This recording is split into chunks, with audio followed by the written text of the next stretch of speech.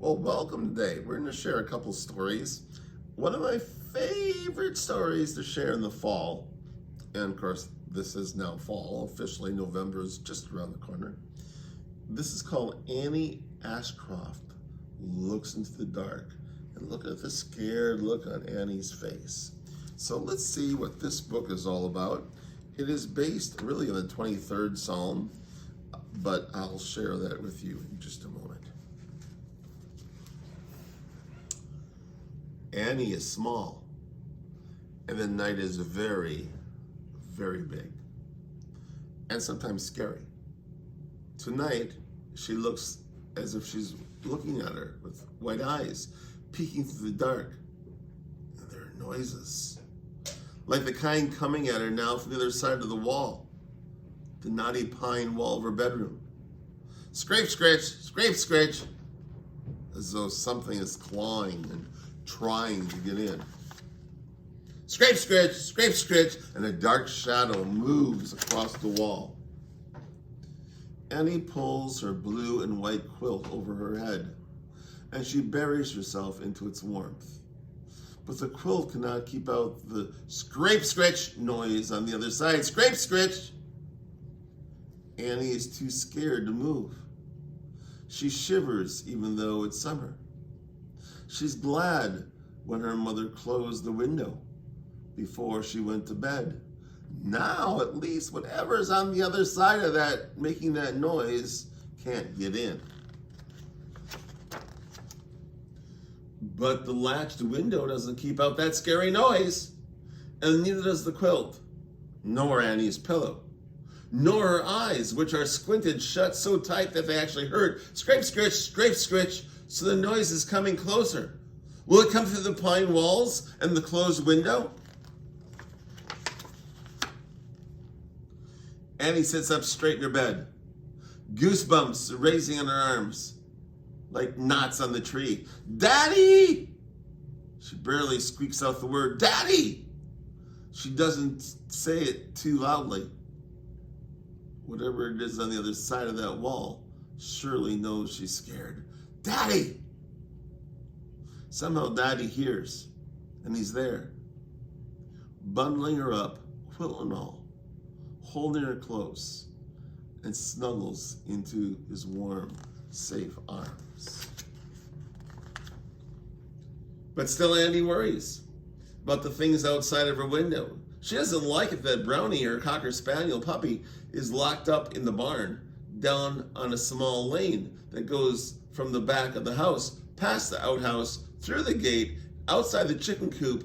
Brownie is out there all by himself.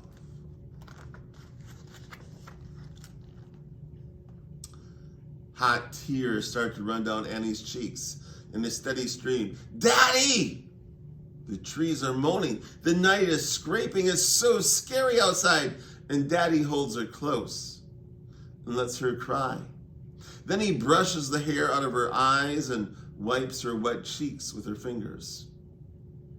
Let's go look out the window and see what's there, he suggests softly. Annie's eyes grew wide. She doesn't want to look out the window. That is where the scritchy noises are coming from. She'd rather have Daddy carry her into her parents' bedroom and tuck her into bed between himself and his mother, as he's done so many times before when she was scared. Daddy, please, I don't want to look. Can't I sleep with you and Mommy? Can't we just move someplace less scary? Like maybe back by Grandma and Grandpa, where houses are closer together and there's no woods?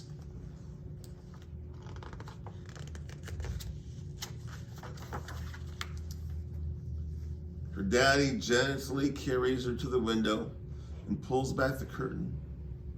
His voice is quiet and firm.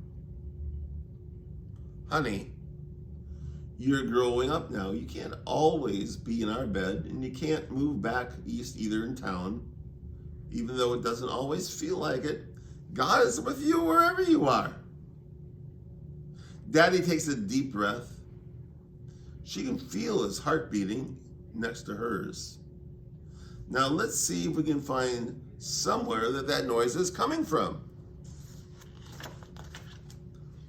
Daddy peeks out into the dark. Oh, Annie, he says, look at that moonlight.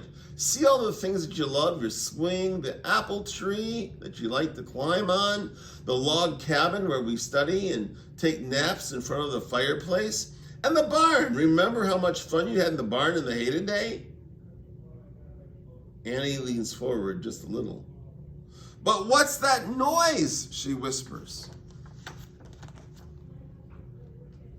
Daddy listens hard now, his ear almost touching the window. Annie watches his eyes move across the darkness. Suddenly, they stop.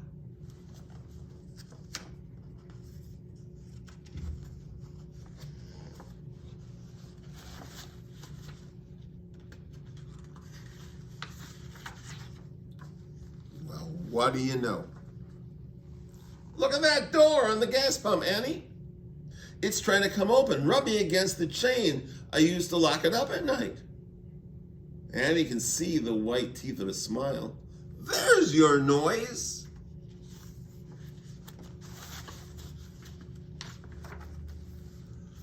And then, with her daddy, Annie looks into the dark and she sees the noisy gas pump silhouetted against the night, and she sees the swing and the apple tree and the log cabin and the barn and the fluffy clouds scooting across the sky.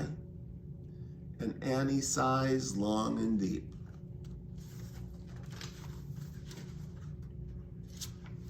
And now, young lady, I think it's time for you to climb back into bed, or morning will be here before you even close your eyes. And Daddy carries her back to bed, pulls up the quilt around her chin, kisses her goodnight for the second time.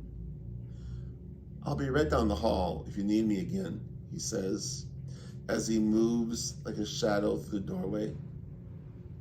Good night, Dad, Annie says from under her covers. Scrape, scritch, scrape, scritch.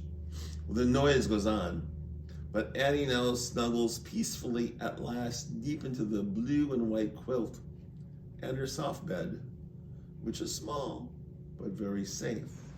And finally she sleeps. And on that quilt, it says, "The Lord is my shepherd."